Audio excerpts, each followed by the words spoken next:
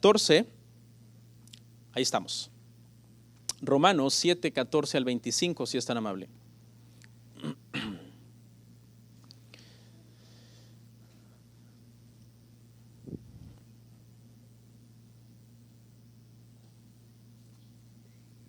Dice la palabra del Señor de la siguiente manera: porque sabemos que la ley es espiritual, mas yo soy carnal, vendido al pecado.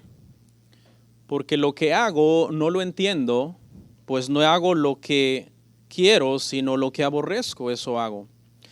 Y si lo que no quiero, esto hago, apruebo que la ley es buena.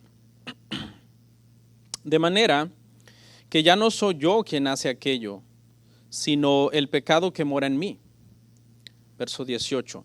Y yo sé que en mí, esto es en mi carne, no mora el bien. Porque el querer hacer el bien está en mí, pero no el hacerlo.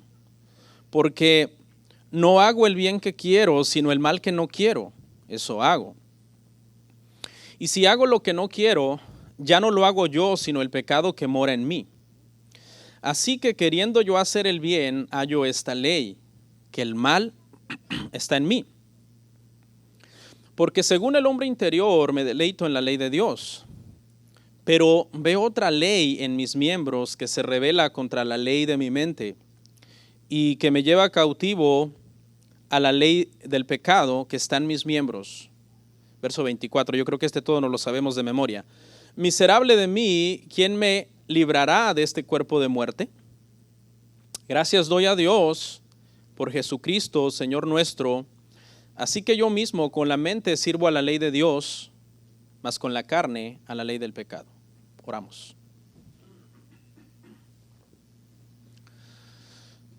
Te damos muchas gracias, Señor, por todo, por tu paciencia, por tu amor, por tu misericordia, por este tiempo que nos permites seguir predicando el Evangelio a pesar de todo lo que está pasando alrededor del mundo. Y por esta congregación, Padre, que hemos ido regresando poco a poco, creemos, actuando en prudencia, en sabiduría, y por los que están en casa mirando y que esperamos también pronto poderlos convocar, Señor. Te doy gracias en Cristo Jesús, Señor nuestro. Amén. Amén. ¿Pueden sentarse, hermanos?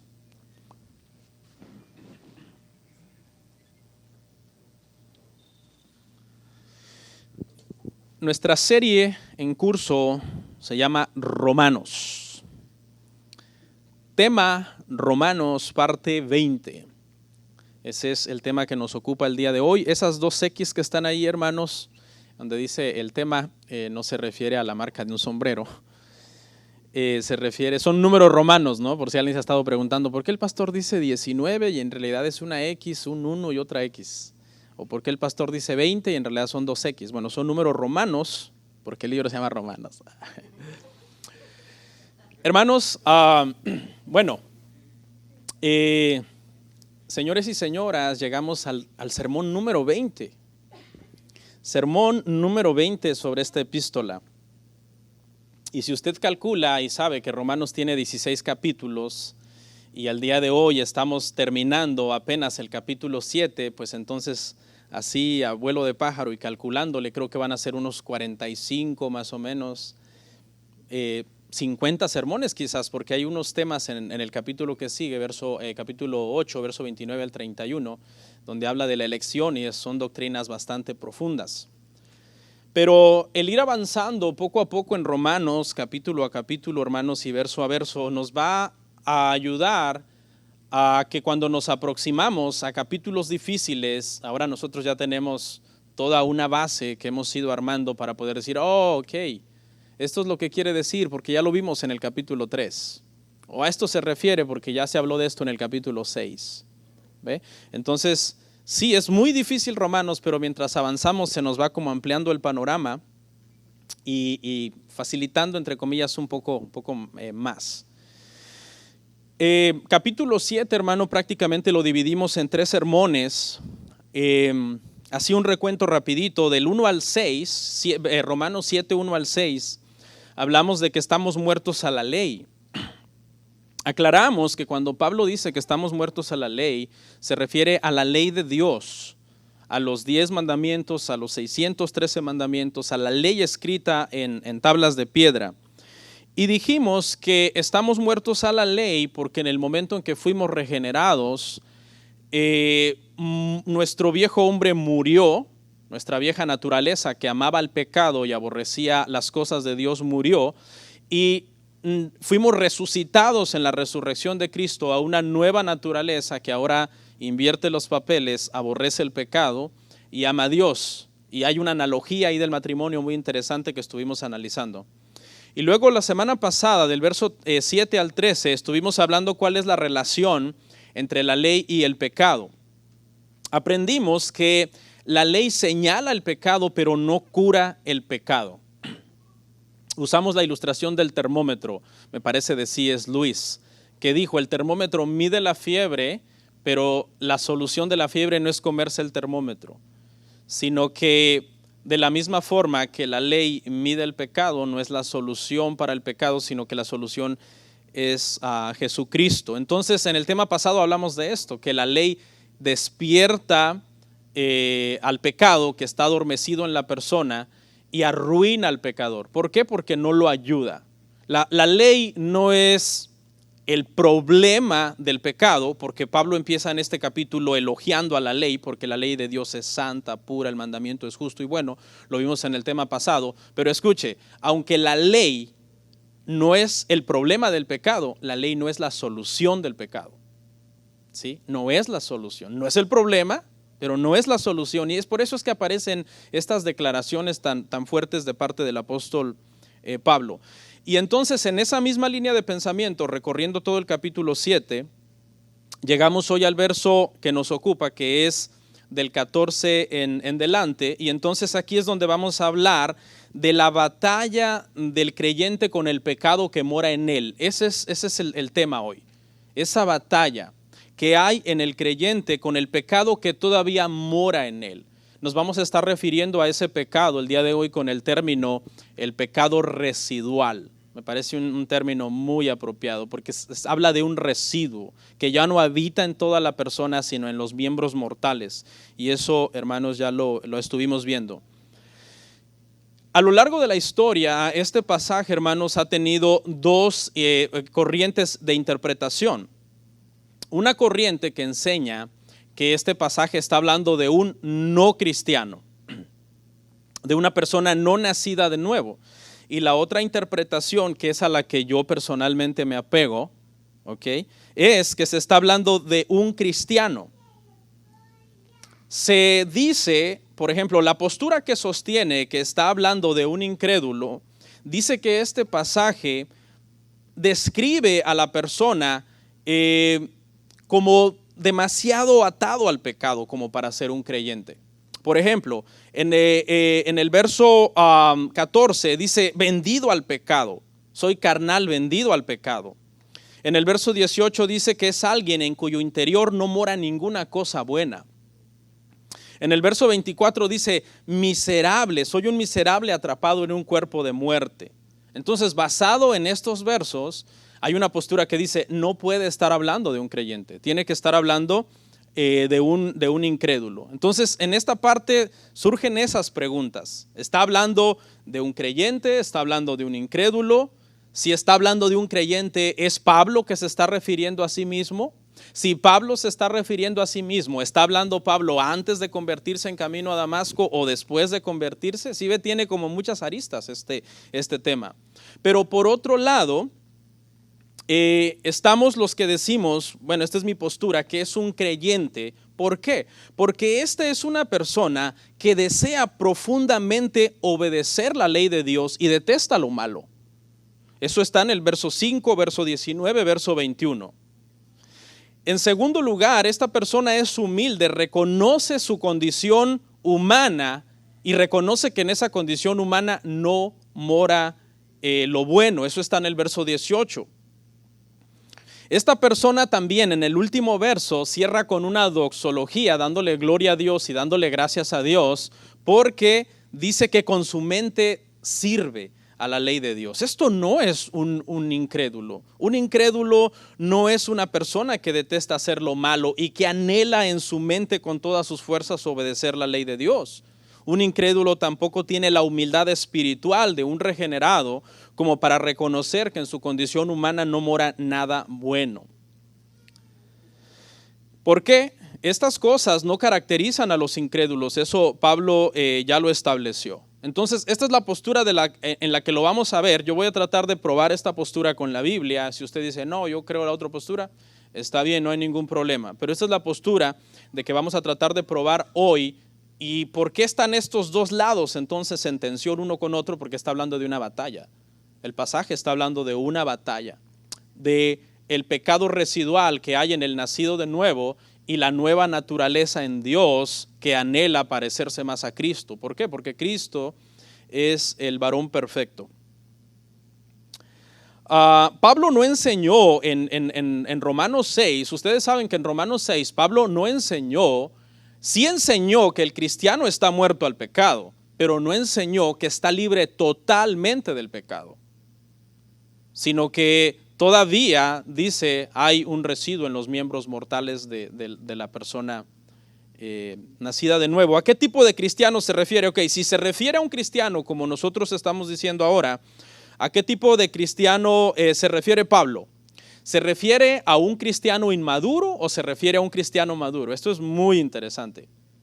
Okay, está hablando los versículos que dan a entender que está vendido al pecado, que en él no mora nada bueno, miserable de mí, ¿quién me librará de este cuerpo de muerte? Dice eso porque está hablando de un cristiano inmaduro, de un cristiano que su vida espiritual no está bien.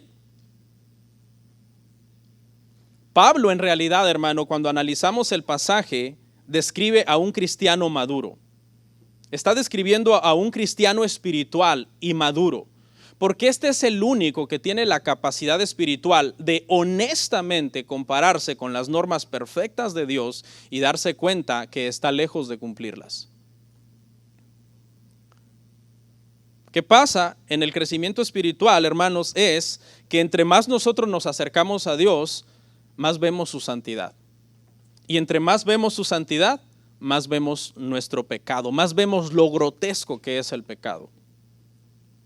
Vemos la dimensión real del pecado. Así que una persona inmadura, desde mi postura, un cristiano inmaduro que su vida espiritual está descuidada, que no ora, que no lee la Biblia, para mí no es el cristiano de Romanos 7. Para mí el cristiano de Romanos 7 es un cristiano maduro, que lucha constantemente contra el pecado, que desde que se convirtió ha ido venciendo el pecado, pero el residuo del pecado estará en él hasta el día que muera. Es un cristiano que ama a Dios, que ama la palabra de Dios. Y la postura de que el cristiano de Romanos 7, hermanos, es una persona, un cristiano inmaduro, realmente no tiene el sustento que debería de tener. Ahora, ¿quién era este cristiano? Era el mismo Pablo. Se utiliza 46 veces en esta sección en Romanos 7. Pablo usa 46 veces la expresión del uso de la primera persona en singular, o sea, refiriéndose a él. Veamos entonces quién es este cristiano. Es un cristiano maduro que tiene años en el cristianismo, que es un apóstol, que tiene revelación del Espíritu Santo porque él escribe casi la mitad del Nuevo Testamento, y sin embargo vemos a un hombre en este nivel de espiritualidad teniendo todavía una batalla contra el pecado. Y eso es verdad en la vida de Pablo y eso es verdad en la vida de todos. No importa el nivel de madurez que una persona tenga. No importa la cantidad de dones que una persona tenga, no importa la edad que una persona tenga. Mientras todavía haya aliento de vida, esa persona sigue teniendo una batalla, hermanos, contra el pecado. Pablo es muy humilde. ¿Cómo se describe Pablo en Romanos 7? Para mí es impactante y es de bendición porque nos deja ver su humildad. Pablo no es un cristiano legalista que trata de portrait se dice, que trata de reflejar una imagen de perfección. Como mucha gente ya porque es cristiano nunca quiere reconocer sus errores, nunca quiere oír consejo, nunca quiere oír a alguien que lo corrija. ¿Por qué? Porque no, yo soy cristiano. Pablo no, Pablo es humilde. Y Pablo, cuando se trata de hablar de sus pecados, él dice en una epístola, yo soy el peor de los pecadores.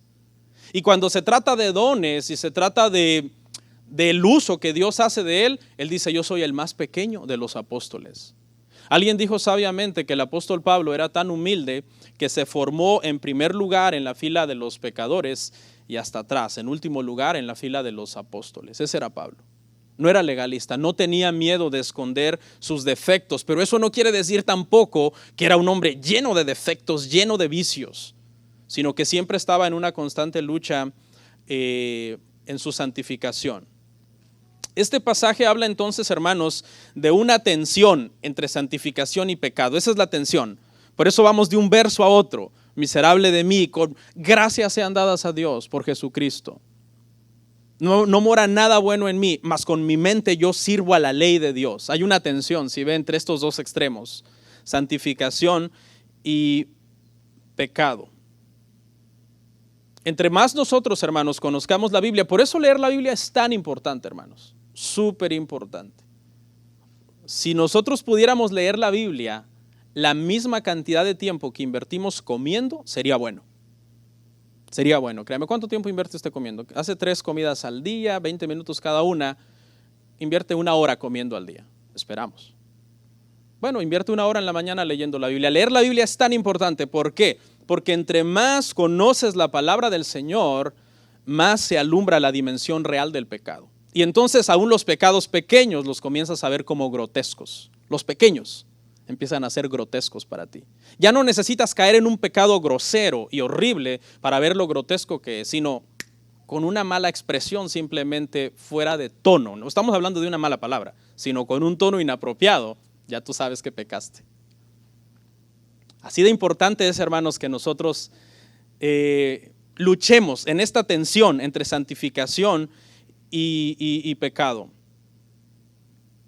Ahora, quiero aclarar aquí algo, que esta lucha de la que Pablo está hablando no es porque él sea un cristiano, decía yo hace rato, inmaduro, que pasa pecando, sino porque es un cristiano maduro que a raíz de su madurez es más consciente de la gravedad del pecado. Voy a repetir esto.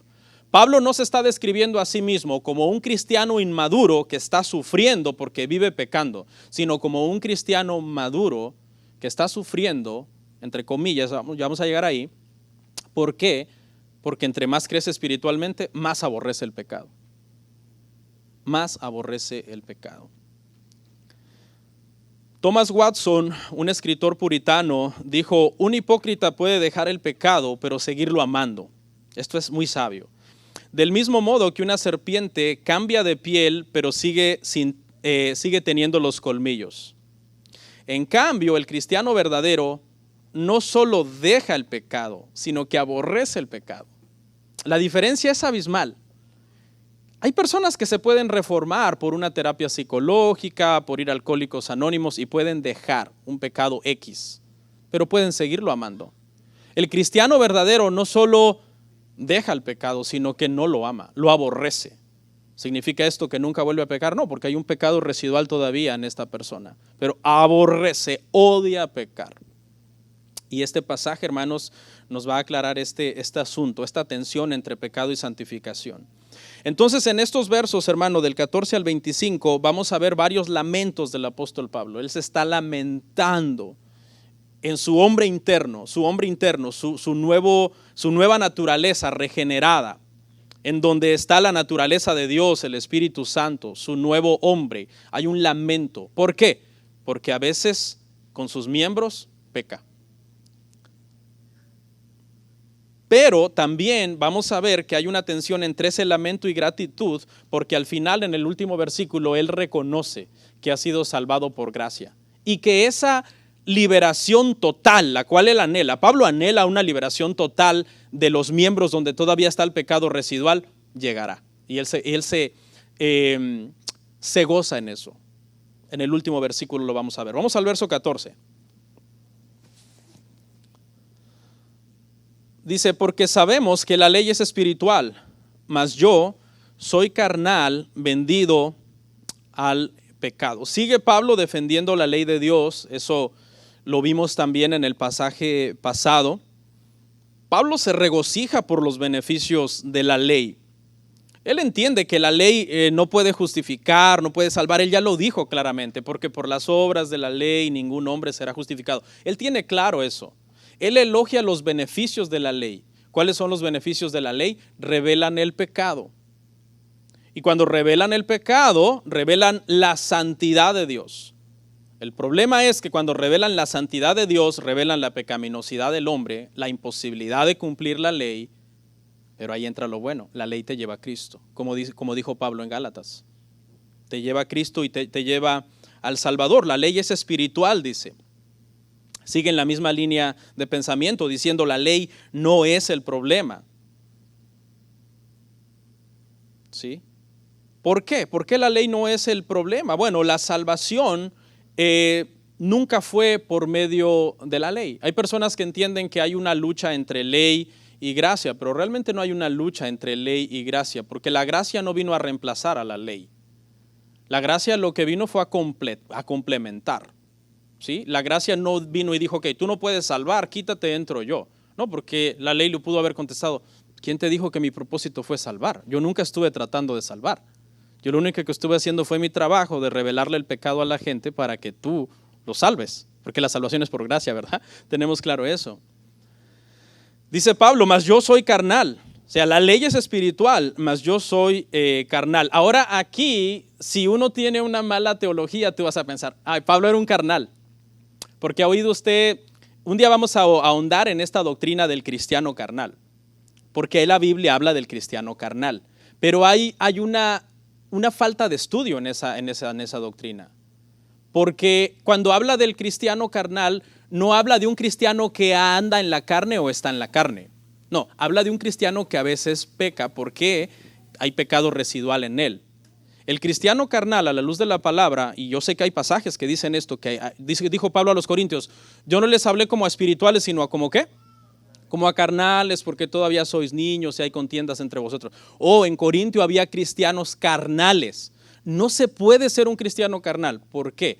Porque el cristiano nacido de nuevo está muerto al pecado. Está muerto al pecado. Entonces no andamos ya en la carne, no militamos según la carne, pero estamos todavía en un cuerpo de carne. Y eso es lo que el apóstol Pablo está tratando de decir aquí. En otras palabras, leo una nota que tengo aquí. Pablo no anda en la carne, sino que reconoce que la carne es parte de él. Eso es lo que quiso decir con esta expresión. Eso es lo que está diciendo. No es que Pablo anda en la carne, sino que él reconoce, todavía la carne es parte de mí. ¿Dónde enseñó eso? Eso lo enseñó él, hermanos, en Romanos 7:5, lo ve en su casa. Él enseñó claramente en Romanos 7:5 que el cristiano no anda en la carne. ¿Ok? No anda en la carne, no puede estar en la carne. De repente pecamos. Ya vamos a ver esa doctrina un día de estos que yo lo prepare ya más a fondo. Estos son simplemente comentarios aislados, pero sí la doctrina la tengo clara, de que no hay cristianos carnales. Y que cuando la Biblia habla de un cristiano carnal, se refiere cuando un cristiano de repente tiene las actitudes de antes, pero el viejo hombre está muerto, eso ya lo dejamos claro. Está muerto. En una ocasión dice que un hombre estaba evangelizando a otro acerca de esta doctrina de la salvación por medio de la gracia, por medio de la fe en Jesucristo. Y este hombre quiso burlarse de esta enseñanza. Aquí hizo un comentario sarcástico y despreció la enseñanza, pero él dijo, si yo creyera un día en esto que tú estás enseñando, entonces yo lo que haría es, después de creer, llenarme de pecado. Porque si la salvación es por gracia, entonces puedo llenarme de pecado, puedo hacer todo el pecado que yo quiera. Y esta persona que le estaba testificando le contestó sabiamente, bueno, si un día tú de verdad te convirtieras por la gracia de Dios y creyeras en esto, no querrías llenarte de pecado, sino que poco pecado cabría en ti. No sé si lo entiende, no sé si agarró la ilustración. Esa era su mentalidad de él antes de nacer de nuevo, creyendo, voy a abusar de la gracia. Una vez que yo por gracia sea salvo, gloria a Dios, ahora yo puedo hacer lo que quiera. el detalle que esta persona le aclaró fue que una vez que nazcas de nuevo, no querrás hacer ya lo que tú quieras. ¿Por qué? Porque la naturaleza es cambiada en nosotros.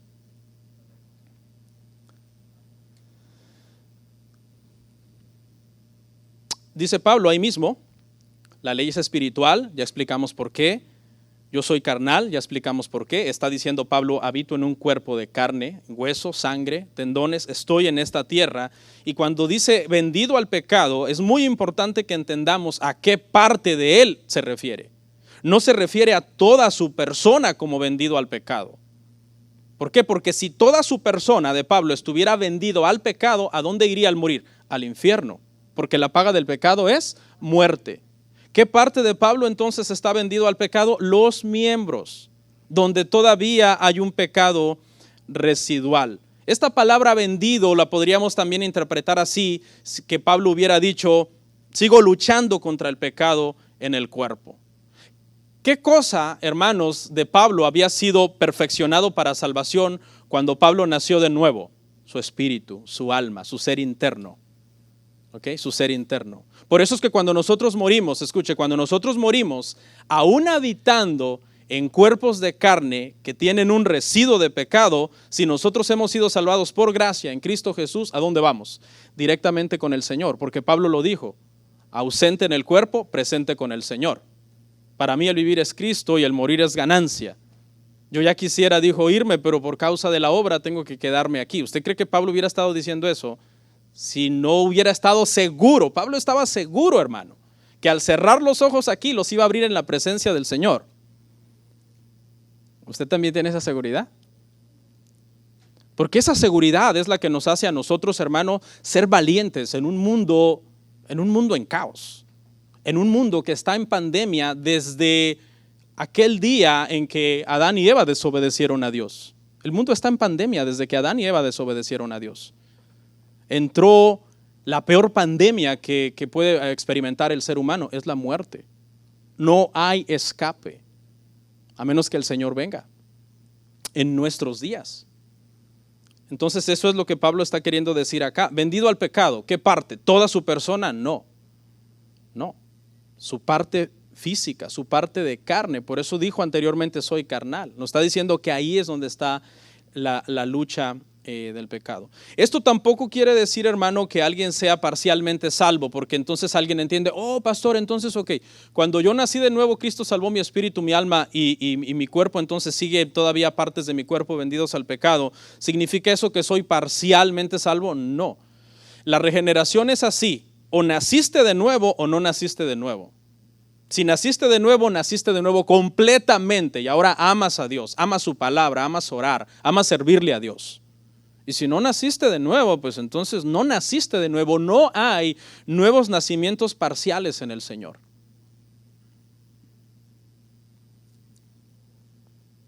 Alguien podría decir entonces el siguiente argumento. ¿Cómo puedo yo entonces ser salvo cuando todavía hay pecado en mí? Cuando todavía hay un residuo de pecado en mí. Y esto es lo que se llama batalla. Tensión entre santificación y pecado. Y si tú estás en esa tensión, gloria a Dios, tú eres salvo. Esa es la señal de que tú has sido salvo. El salvo, hermano, está en esa tensión todos los días de su vida. El que no es salvo, no le importa esa tensión. A veces se deleita en el pecado y anda, hermano, haciendo lo que quiere. De repente la conciencia lo acusa, dice, no, mejor voy a parar, voy a portar bien un tiempo. No, el cristiano vive en una constante tensión. David ya era grande, hermano, y era un hombre conforme al corazón de Dios. Ya había experimentado el pecado cuando él escribió lo siguiente en el Salmo 51, 1 al 3. Ten piedad de mí, oh Dios, conforme a tu misericordia, conforme a la multitud de tus pecados. Borra mis rebeliones. Perdón, lo voy a retomar. Ten piedad de mí, oh Dios, conforme a tu misericordia, conforme a la multitud de tus piedades. Borra mis rebeliones, lávame más y más de mi maldad y límpiame de mi pecado, porque yo reconozco mis rebeliones y mi pecado está siempre delante de mí. Pablo y David se parecen a la hora de confesar sus pecados. Ellos no se andan con máscaras, hermano. No, ellos son claros. David aquí se cree que ya estaba avanzado en años.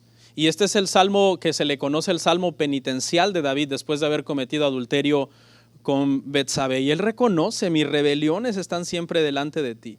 Y ya era grande de edad, igual que Pablo, ya era avanzado en años, avanzado en el cristianismo, con tremendos dones. Yo creo sinceramente que después de Jesucristo, Pablo ha sido el hombre más usado por Dios en toda la historia del cristianismo. Sinceramente, hermanos. Los dones de sabiduría, la inteligencia espiritual. Wow. Cuando lleguemos al cielo, hermano, hay que platicar mucho con Pablo. Sí, vamos a tener esa oportunidad. Oye, Pablo, no tienes un año para que platiquemos. De todos modos, hay eternidad. Wow. No es la edad la que libera a las personas de la tentación del pecado. Hay gente que cree que porque ya está muy viejo, tiene más sabiduría que un joven. Eso es un error. Porque la sabiduría es el principio del temor al Señor. No es la edad. Dice que en una ocasión, un predicador joven fue a pedir un consejo a un predicador ya anciano, un predicador que ya estaba, hermano, viejito, ya se veía como que lo que seguía era la muerte. Y este predicador joven fue a visitar a este predicador experimentado, anciano, lleno de sabiduría, y le pidió un consejo. Le dijo: hermano, yo quiero preguntarle si ya cuando se llega a esta edad que usted ha llegado por la gracia del Señor, uno deja de batallar con la tentación sexual. Y el anciano lo miró y le dijo: mira, yo todavía no he llegado ahí. Si quieres saber la respuesta, pregúntale a alguien más viejo que yo. El problema es que lo que seguía más viejo que ese predicador era, yo creo, una momia o un muerto, ¿no? ¿Por qué? Porque la respuesta es simple. Nunca se deja de batallar con el pecado, nunca. Es más, en el lecho de muerte quizás usted va a tener un mal pensamiento. Quizás va a estar muriéndose: ay, esta mujer con quién se irá a casar, y se murió. Oh, tuvo un mal pensamiento en el lecho de muerte, se va a ir al infierno. Entonces, ¿nunca fue salvado o qué? Claro que se va a salvar, porque nadie va a morir en una perfección. La gente que no entiende esta doctrina es bien legalista, siempre está mirando a los demás. Fulano, sutano, mengano, perengano. Porque a veces no entienden esto. Los cristianos no somos perfectos, no somos santos terminados todavía. Pastor, pero entonces estas palabras se interpretan para que la gente haga lo que quiera. No, porque un nacido de nuevo no querrá hacer lo que quiera. Querrá hacer lo que Dios quiere. A veces a los pastores nos toca sufrir porque hay veces en la iglesia gente que tiene conductas aquí y allá y la gente viene: pastor, ya vio fulano, pastor, ya vio sutano. ¿Y qué quiere que yo haga? Yo predico el evangelio. Pero los nacidos de Dios son los que van a amar el evangelio y obedecer el evangelio. Yo no puedo perder el tiempo obligando a las cabras a obedecer el evangelio. No está en su naturaleza. A las ovejas del Señor hay que guiarlas, ¿verdad? Y darles de comer. Palabra de Dios. Alguien diría: wow, este viejito, este predicador que dijo eso. En México tenemos un dicho, no sé si en otro país es una mala expresión, le pido disculpas si lo es, que cuando una persona ya grande tiene este tipo de respuestas, ¿no?, sexuales: viejo rabo verde, dicen allá en mi país. O viejo cochino. Ya está viejito y todavía dice que tiene tentaciones sexuales. Claro, porque es humano. No tiene el don de continencia. Lo que pasa es que este señor fue sincero, fue bíblico, su respuesta fue bíblica. ¿No me cree? Primera de Juan 1:8.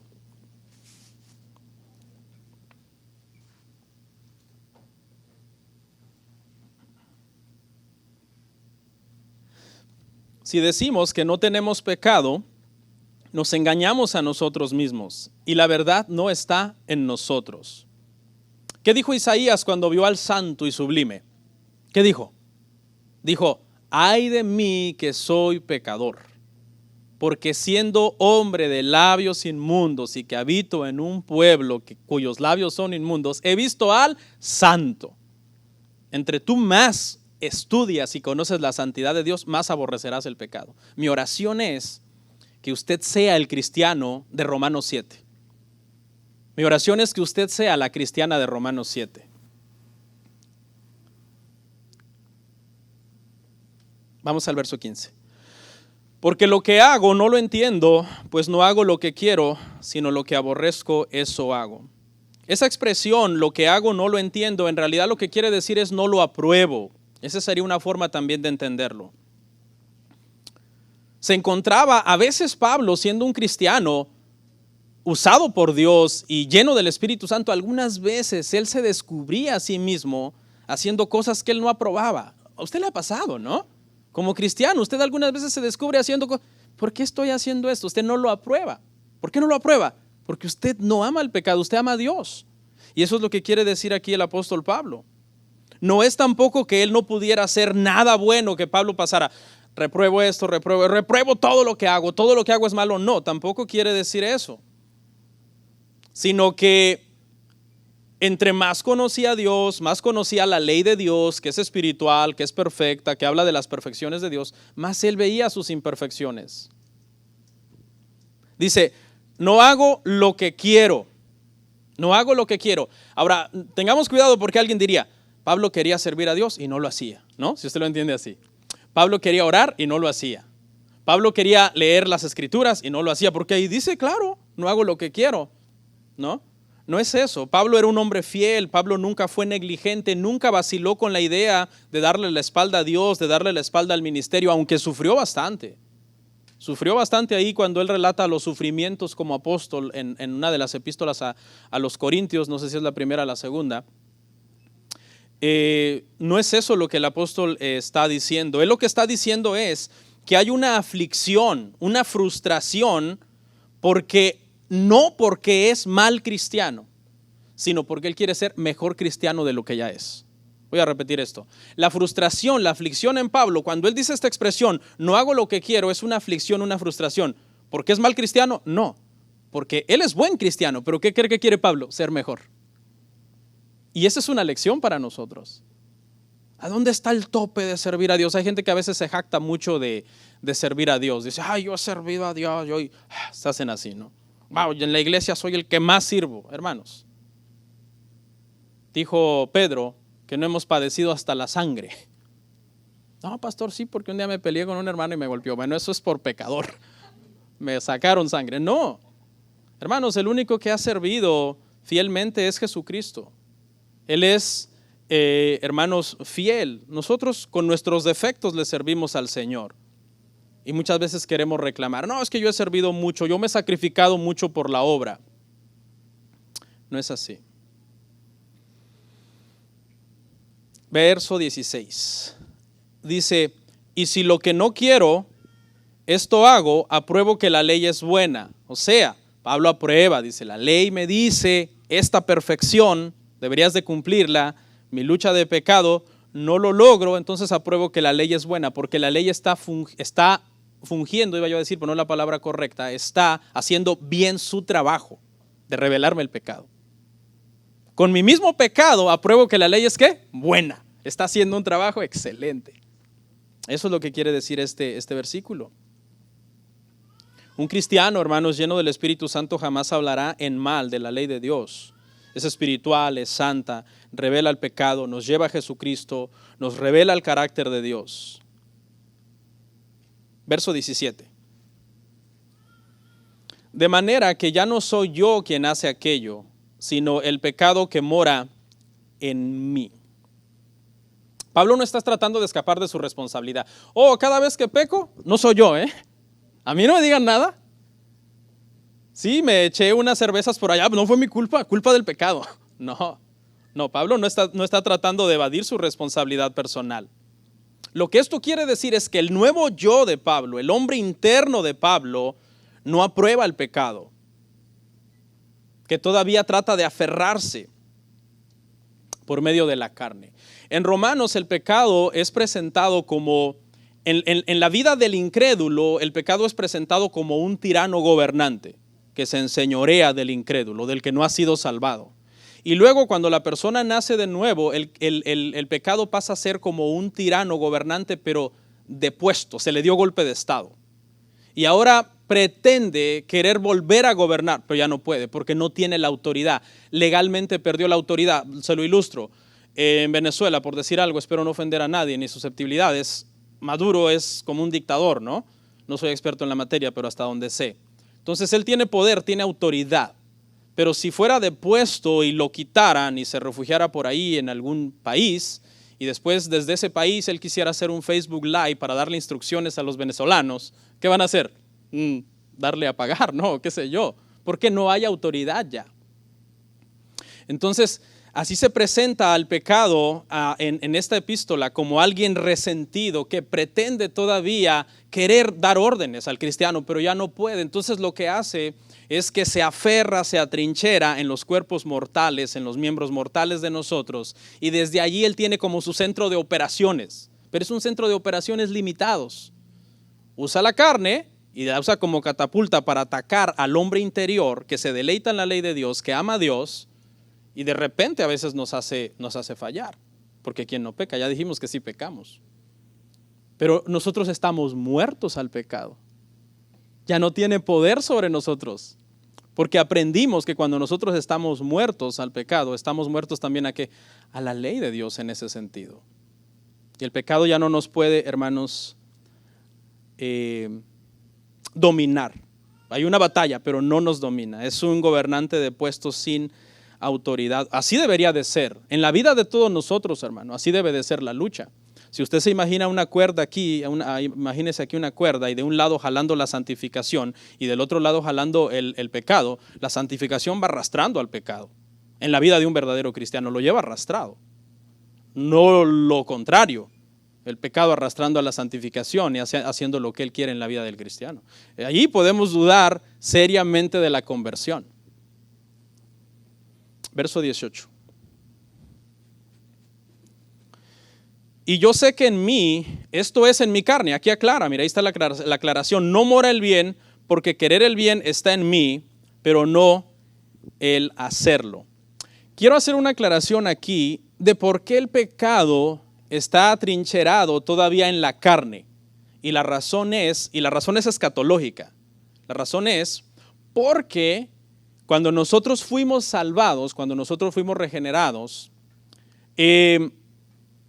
la redención se efectuó en nuestro ser interno, la redención total. Espíritu y alma, redención total, pero la carne no fue redimida. No, nuestra carne no ha sido redimida. Nuestra carne necesitamos morir para que el espíritu y alma sean separados de la carne y ya no haya esta lucha de la que estamos hablando hoy. Y luego esa carne va a estar el tiempo que a Dios le plazca que esté en el polvo, y cuando el Señor regrese, esa carne va a ser redimida. ¿Cómo? Por medio de la glorificación. Unido entonces, parte interna, espíritu y alma, con parte externa, cuerpo, pasaremos la eternidad con el Señor en perfección, sin pecado. Esa es la razón por la que todavía el pecado está trincherado ahí, porque nuestro cuerpo no ha sido redimido. Mucha gente no entiende esto y le quiere exigir perfección a los demás. No, es que usted tiene que ser perfecto porque es imposible. Primera de Juan 1:8 nos enseña que hay pecado todavía, pero no para que nos deleitemos. Verso 18 leí, ¿verdad? Dice, yo sé que en mí, esto es en mi carne, no mora el bien. Aquí aclara entonces que no es que todo el ser de Pablo el que está vendido al pecado, sino ¿dónde mora el pecado? En la carne, en los miembros mortales del apóstol Pablo. Ahora, aquí quiero aclarar algo para que tampoco se vaya al otro extremo. No es que la carne en sí misma es pecaminosa, ¿ok? No es la carne en sí misma. ¿Por qué? Porque vamos a suponer que yo con mi mano hago algo indebido.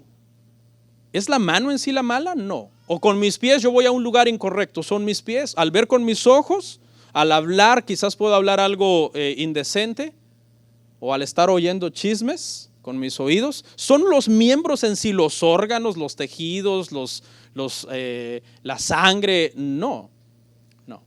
Porque eso era lo que enseñaron los dualistas en el primer siglo. Le enseñaron especialmente se infiltraron los dualistas en la iglesia de Corinto y les dijeron, esta enseñanza dice el dualismo, todo lo espiritual, lo interno es bueno por naturaleza y lo externo, lo físico es malo por naturaleza. Y lo que tú hagas en lo físico no afecta para nada a lo interno. Por eso es que empezaron a irse por allá, a unir sus cuerpos hasta con las rameras. Y Pablo les tuvo que decir, no. Santificaos, porque ustedes son templo y morada del Espíritu Santo. ¿Acaso ignoráis esto? que vuestro cuerpo es templo y morada del Espíritu Santo. No, nuestros cuerpos no son inherentemente malos en sí mismos, sino que es la catapulta de donde se refugia todavía el residuo de pecado. Quiero aclarar eso también, porque hay gente que dice, no, pues entonces yo en la carne puedo hacer lo que quiera, porque en la carne, dice, en mi carne no mora el bien, soy bíblico, voy a echarme ahí unas tequilitas, me voy a emborrachar. No, eso es incorrecto, hermanos. Porque dice ahí mismo, el querer el bien está en mí, pero no el hacerlo. Pablo tenía un gran deseo, hermanos, de hacer el bien, de hacer la voluntad de Dios. ¿En dónde estaba este anhelo? En su parte redimida. ¿Cuál es su parte redimida? Su ser interno, su mente. Él más adelante se refiere a este ser interno como mente, pero no se refiere en sí a la capacidad mental, sino que es una forma figurada de referirse a su ser interno. Verso Filipenses, por favor, 3, 13 y 14. Filipenses 3, 13 y 14, hermanos.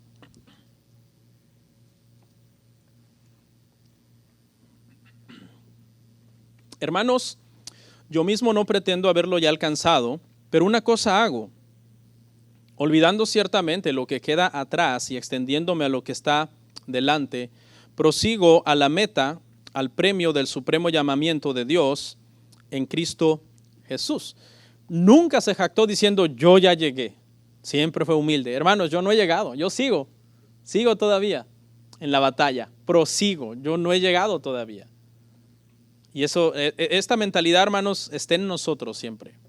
Proseguir, porque note que no dice, ya tengo años y no llego, mejor me regreso. No, ¿qué dice? Yo prosigo, empezó mi santificación cuando nací de nuevo y se va a terminar cuando me muera, no cuando yo decida abandonarla. Usted no puede, si es hijo de Dios, decir, no, 20 años ya en el cristianismo, decido abandonar la santificación. No, eso se va a lograr y usted prosigue hasta que, no sé, tal vez si todavía es miembro de la iglesia y me toca orar por usted en su lecho de muerte, hasta ese momento. Hasta aquí, Señor, hasta aquí me ayudó el Señor. Ahí sí diga Ebenezer, hasta aquí me ayudó el Señor. Verso 19. Romanos 7, 19. Porque no hago el bien que quiero, sino el mal que no quiero, eso hago. ¿Qué parte de Pablo está hablando? Su carne. O sea, está hablando su boca, ¿no? Y está hablando también su espíritu y su alma, porque nuestra persona no puede ser dividida sino hasta la muerte. En la muerte vamos a ser divididos. Por eso es que la muerte es algo tan traumático, porque Dios no nos diseñó originalmente para ser divididos. Entonces ese proceso es dificilísimo. Todo el mundo le tiene miedo a la muerte, eso es natural.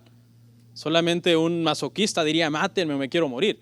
Porque como fuimos creados desde un principio de materia, polvo, y luego Dios sopló espíritu y unió estas dos cosas, el propósito original de Dios en su sabiduría, aunque Él ya sabía que iba a venir el pecado, no fue que estos elementos fueran divididos. Eso vino a raíz del pecado que entró la muerte. Entonces dice, no hago el bien que quiero, sino el mal que no quiero, eso hago. Por un lado, Pablo no puede lograr todas las cosas buenas que él quisiera hacer. Pablo, hermano, no se jacta de decir, no, ya no hay nada más bueno que yo pueda hacer. Soy tan trabajador, tan diligente, tan buen cristiano. No, Pablo está diciendo en esta parte que a él todavía le gustaría hacer más cosas. Pero por otro lado, también se da cuenta que a veces falla. Que a veces él hace... Voy a leer la idea porque no quiero decirla mal. Por un lado, Pablo no puede lograr todas las cosas buenas que su ser interno redimido quisiera lograr. Escuche. Por otro lado, hace cosas malas que su ser redimido y nueva criatura, según Dios, no aprueba. ¿Sí ve? Lo leo una vez más. Esta idea a mí me gustó mucho. Por un lado, Pablo no puede lograr todas las cosas buenas que su ser interno y redimido quisiera lograr. Por otro lado, hace cosas malas que su ser redimido y nueva naturaleza, según Dios, no aprueba. No logra todo lo bueno y no puede evitar todo lo malo. Él quisiera lograr todo lo bueno. ¿Lo podemos lograr? Bueno, la Biblia dice que cuando lleguemos allá nos dirá ¿qué? Siervos inútiles. Porque apenas hicieron ¿qué? Lo que les mandé. Entonces, en sí, lograr todo lo bueno, como que en nuestra humanidad es imposible. El que logró todo lo bueno es Jesucristo. Pero también, lamentablemente, mientras estemos acá, no podemos evitar todo lo malo. Algunas veces, y debe de ser la mayoría de veces, triunfamos sobre el pecado. Y algunas veces también fallamos. Y eso nos sirve como catapulta para ser mejores la próxima vez, a los que somos hijos de Dios. Este verso, hermano, más que todos los demás versos, ilustra claramente la batalla de la que está hablando el apóstol Pablo, la tensión de la que venimos hablando. Les voy a contar algo personal. Esta semana cometí pecados. No se asuste, usted también. ¿Ok? Pero hubo un pecado que creo yo fue el peor de los pecados que cometí esta semana. Lo reto a que haga eso. Cada semana trate de hacer un recuento, identifique el peor de todos y diga, voy a luchar contra este pecado. Mandé a los niños a hacer algo y descubrí bastante tiempo después que no lo habían hecho cuando se les dijo que lo hicieran. Yo sé que esta lucha la tengo yo, la tiene usted y la tienen todos. Eso es normal. Dice por ahí un dicho que si tú eres soltero y todavía no tienes hijos y quieres comenzar a practicar lo que es tener hijos, que comiences a practicar hablándole a las paredes, porque no te van a oír, igual que tus hijos cuando los tengas. Bueno, y entonces, hermano, me enojé, la verdad me enojé fuerte, hermano, porque yo mandé a mis hijos, no quiero decir nombres, porque quede ahí como un misterio, a hacer algo y cuando una hora después descubrí que no lo habían hecho, entonces bajé molesto a su cuarto, les toqué la puerta de una mala manera, ya usted se imaginará, y alcé la voz y empecé a decirles, obviamente soy cristiano, no digo malas palabras, pero comencé a decirles. Y me agarré hice una cara y la expresión fue como de gran frustración. ¿Cómo es posible que ustedes no me obedecieron? No han hecho lo que les dije. Y alcé la voz y toqué la puerta. En ese momento que los estaba yo reprendiendo, el Señor me controló. El Señor me controló, ya le bajé y me fui a mi oficina. Llegando a mi oficina, el Señor, pues, en mi espíritu, porque somos uno con Dios, ¿verdad? El Espíritu Santo mora en nosotros. Me empezó a traer a memoria que yo porque una expresión que les dije a ellos cuando los regañé fue, esta actitud que estoy teniendo es culpa de ustedes. Porque si ustedes me hubieran obedecido, yo no estaría actuando así en este momento. O sea, les quise echar la culpa a ellos. Entonces, cuando me fui a mi oficina, el Señor me recordó que en una ocasión yo enseñé que cuando nuestros hijos nos hacen enojar y nosotros explotamos de una manera incorrecta, que no digamos que fue la acción de ellos la que nos hizo enojar, sino que eso está en nuestro corazón. Y lo único que esta situación está revelando es sacándolo a luz. Pero no es culpa de ellos, porque ellos no me mandaron a golpear la puerta y alzar la voz. Ellos simplemente tuvieron una actitud que a mí no me gustó y que reveló lo que hay en mi corazón. Y que necesito todavía trabajar en eso. Entonces les comento ese pecado que cometí esta semana. ¿Por qué? Porque estaba preparando este sermón. Y tú dices, wow, Señor, hay una lucha, hay una tensión. Mis hijos son testigos que cada vez que peco contra ellos, porque no es la primera vez y tampoco es la última. Sí, y usted tampoco, usted seguirá, siempre vamos a pecar. Por eso dice la Biblia, cuando pequen unos contra otros, ¿qué? Confiésense sus ofensas, pídanse perdón. El esposo a veces peca contra la esposa peca contra el esposo, los hijos pecan contra el padre. Por ejemplo, ahí hubo un pecado también de desobediencia, ¿ok? El pecado del padre a los hijos, etcétera. Por eso nosotros, hermano, mire, yo le doy un consejo. Usted no quiere perder el control de su familia, haga esto. Usted como padre, sea el maestro de Biblia de su familia. Muchas veces, hermano, nosotros como pastores sufrimos porque a veces, no, es que mis hijos no quieren saber de Dios, es culpa del pastor. No, es culpa tuya en primer lugar. Cada vez que los hijos de los miembros de la iglesia se rebelan, no quieren saber de Dios, no es culpa de la iglesia, no es culpa del pastor. El primer líder espiritual, cuánto oras, cómo lees la Biblia, cómo sirves a Dios, y es tu responsabilidad setear ese ejemplo a tu familia, es del padre de familia. Entonces aquí va el consejo. Del estudio bíblico a sus hijos y todas las noches, a menos que no puedan alguna noche de vez en cuando, oren y dígales, ¿cómo están? y pídales perdón siempre por sus pecados. Ya me salió un poco del tema, pero quise confesar mi pecado y también darles este consejo, porque a mí sinceramente como pastor me preocupa que usted pierda el control de su familia. No pierda el control de su familia. Sea un ejemplo para ellos y cuando peque contra ellos, escuche, es bien importante pedirles perdón. Eso es primordial para no perder el respeto de ellos. Para no perder, entre comillas, si usted quiere, la admiración que te tienen de ser un hombre de Dios, una mujer de Dios. En el caso de las mujeres solteras, que son madres solteras. Entonces, hermanos, es nuestra responsabilidad. La espiritualidad de nuestros hijos no es responsabilidad del pastor. No, señores. Mi responsabilidad es predicar el evangelio desde este púlpito y enseñarle la verdad. Para que usted agarre herramientas, se vaya, disipule a sus hijos y vele por ellos. Claro, yo estoy en la disposición de ir a aconsejar a su hijo, a su casa, si usted me llama. Pero en sí no es mi deber principal. Es el deber principal de usted como padre o de usted como madre si es mujer sola. ¿Estamos claros en ese aspecto? Les voy a enseñar un concepto así rapidito, saliéndome del tema. Es un concepto que he estudiado en estos días y es el concepto de león y cordero. Este concepto es bien importante. Cristo es león y cordero. Y nosotros, los cristianos, hemos sido llamados a parecernos a Cristo, ¿verdad que sí?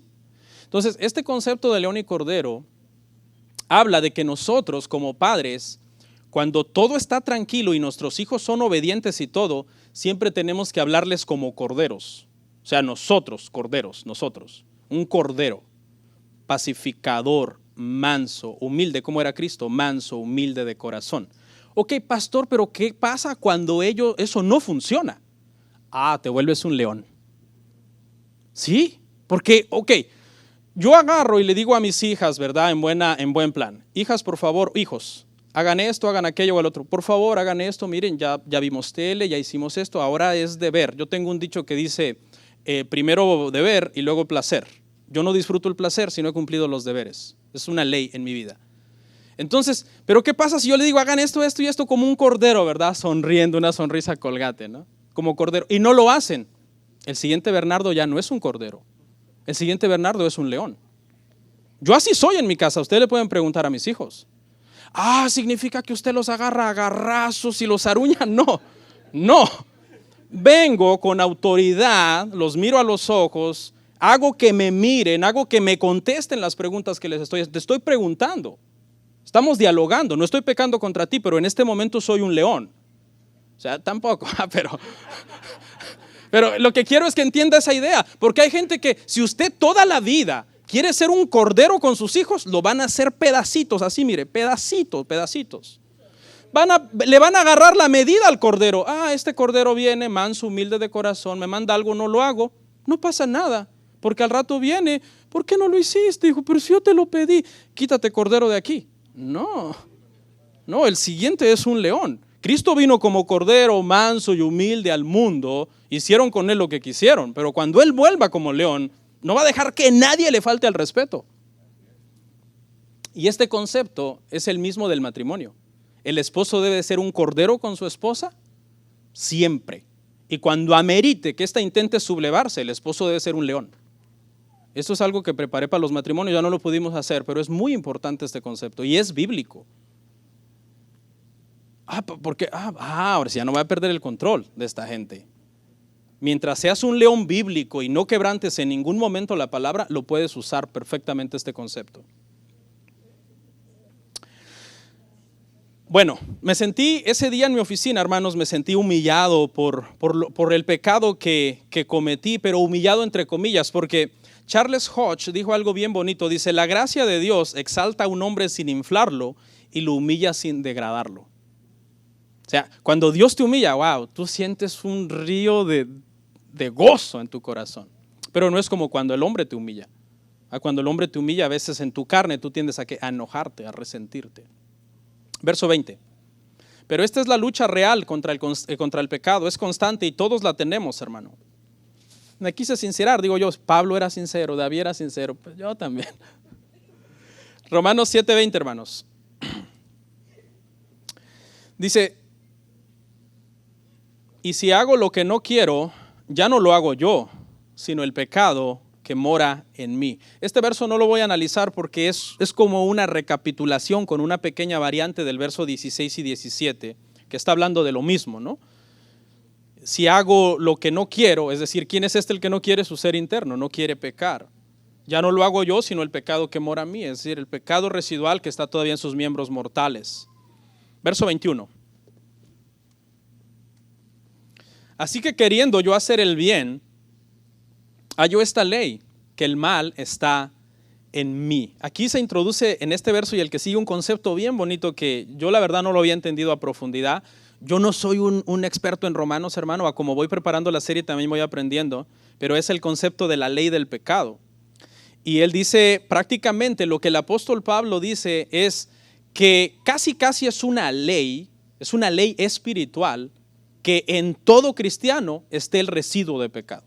O sea, lo que quiere decir es que no hay nadie que tras nacer de nuevo diga, se acabó mi santificación, fui un santo completo. No, está llamando prácticamente a esta tendencia ley para que nadie lo niegue, como que alguien diga, no, yo soy perfecto. No, porque Romanos dice prácticamente que es una ley. Si eres humano, por ley hay una lucha contra el pecado en ti. No la puedes esconder, no la puedes negar, es innegable esa lucha. Eso sucede, hermanos. Cada vez uno se arrodilla a orar, a veces viene un mal pensamiento. A veces te dan ganas de hacer un bien a alguien y la carne te dice, no te lo van a agradecer. O les haces un bien y después, ya que no les haces el segundo bien, se enojan porque se han acostumbrado a que les hagas puro bien. Entonces, eso es una realidad. El pecado es presentado en la Biblia, en un verso en Génesis, como alguien que está constantemente tocando la puerta. El pecado está a la puerta, le dijo el Señor Dios a Caín. Así es presentado el pecado, alguien que está a la puerta, tocando. Imagínense qué molesto, ¿no? Poquito le abres, se mete. Verso 22. Porque según el hombre interior me deleito en la ley de Dios. Este es el ser redimido de Pablo, el ser interno de Pablo, redimido. Aquí la palabra mente no se refiere a las neuronas, ¿no? a los órganos en sí, sino aquí la palabra, perdón, no estoy en ese verso todavía. El hombre interior se refiere a eso, a su ser redimido. Verso 23. Pero veo otra ley en mis miembros que se rebela contra la ley de mi mente. Aquí está, mire. Y me lleva cautivo a la ley del pecado que está en mis miembros. La ley del pecado que está en mis miembros. No sé si se recuerda que en un tema anterior dije que hay ciertas sectas que cuando Pablo dice que no somos justificados por la ley, que estamos muertos a la ley, que por la ley es el conocimiento del pecado, ellos dicen que se refiere a la ley del pecado. No, la ley del pecado es otra cosa y se refiere al residuo de pecado que es natural que esté en todo ser humano, cuyo cuerpo no ha sido redimido. Eso es lo que quiere decir aquí la ley del pecado. Dice el 23, pero veo otra ley en mis miembros, eso ya lo leí, ¿verdad? Lo leo otra vez, que se rebela contra la ley de mi mente y me lleva cautivo a la ley del pecado que está en mis miembros. Prácticamente la palabra aquí de cautivo habla como que, o sea, usted sabe lo que es llevar cautivo a alguien, ¿no? Esposarlo y llevarlo, arrestarlo. Y lo que Pablo está diciendo con esto no es que toda la vida él pasa arrestado por el pecado y cautivo por el pecado bajo la ley del pecado, sino él está expresando lo miserable que él se siente cuando él peca. Él está diciendo, yo me siento tan miserable que en ese momento, dice Pablo, cuando yo peco, pareciera que el pecado es mi dueño, mi amo, mi señor, hace lo que quiere conmigo y me lleva cautivo, pero no es así. Porque dijimos que es un gobernante de puesto, sin poder ya, sin autoridad. Y entonces ese sentir es bueno. Cuando usted peque y usted se sienta horrible, no físicamente, sino espiritualmente, dele gracias a Dios. Esa es una marca de que usted ha nacido de nuevo. Sentirse mal, sentirse horrible, confrontado por Dios, triste, hasta frustrado. Pablo expresa una aflicción en él. Dele gloria a Dios por eso. Usted va por buen camino. Si usted se siente así cuando usted peca, ore más, lea la palabra más, sirva más a Dios, sea más fiel a Dios y con el paso de los años irá también teniendo victoria sobre ciertos pecados. Porque esta es otra doctrina, ¿no? No podemos batallar con un pecado toda la vida y es un pecado grotesco y toda la vida tener la misma batalla y el 50% lo ganas tú y el 50% lo gana él. Ahí algo está mal. Porque dijimos que ¿quién debe de tirar más duro de la cuerda? La santificación en un hijo de Dios.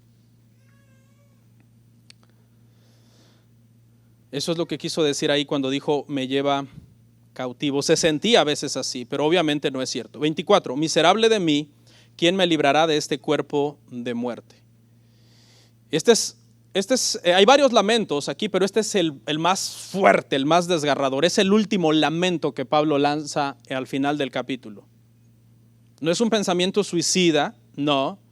Lo que Pablo está hablando es de una experiencia profunda, de un dolor profundo que él experimenta cuando él algunas veces de forma no habitual, sino ocasional falla. Cuando Pablo falla de forma ocasional, porque aprendimos en Romanos 6 que el cristiano no peca habitualmente, sino ocasionalmente, él se siente como miserable. Es un buen sentir, hermano. Que Dios ponga ese sentir de ser miserables en todos nosotros cada vez que pecamos. Pastor, sí, es bueno. Es bueno eso. ¿Quién me librará de este cuerpo de muerte? Pablo odiaba tanto el pecado que anhelaba. ¿Por qué Pablo dice esto? Escuche, Pablo entiende que el pecado residual en él va a estar hasta el día que él muera. Y él lo que quiere es que acabe ya. Pablo dice, yo no quiero volver a pecar. Yo sé que mientras siga en este cuerpo voy a volver a pecar porque hay una ley de pecado. Pero yo quiero que esto termine. Yo no quiero ya volver a pecar. Yo quiero ser libre del pecado de forma total y definitiva.